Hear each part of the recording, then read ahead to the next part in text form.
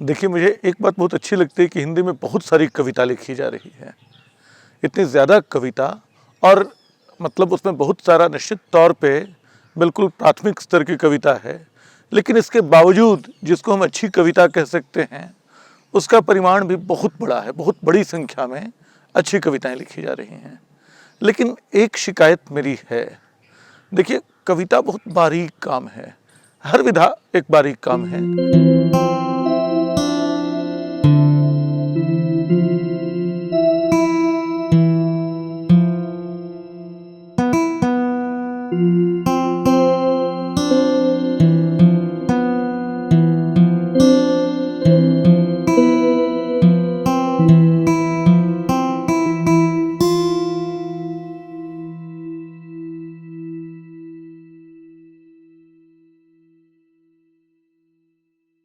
लेकिन कविता के संदर्भ में मुझे लगता है कि एक अच्छी कविता, बहुत अच्छी कविता, असाधारण कविता और अद्वितीय कविता, इन सबके बीच का फासला बहुत कम का होता है।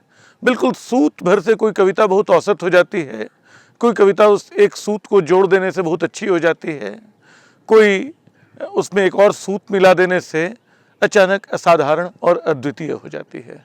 तो एक बात तो ये है, अक्सर मैं इस बात को क्रिकेट की उपमा लेके कहता हूँ कि एक गेंद जो बहुत अच्छी होती है, वो थोड़ी सी अपनी दिशा, अपना स्विंग भटक जाए तो उस पर चौका या छक्का लग जाता है।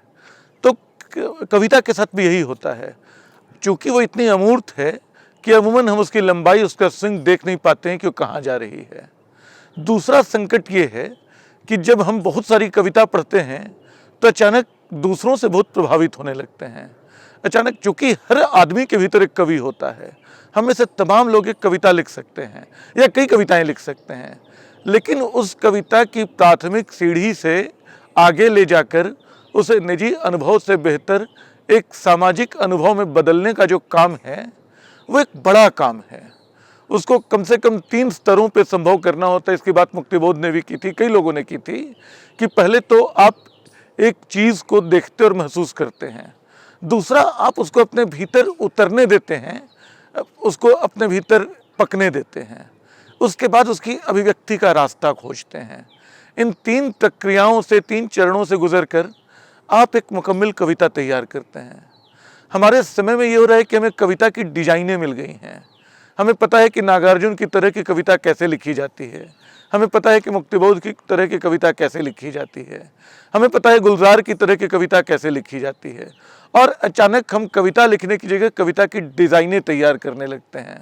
अचानक हम पाते हैं कि कविता की देह तो बची है, उसकी आत्मा खो गई है, उसमें शब्द तो बचे हैं, उसके अर्थ खो गए हैं।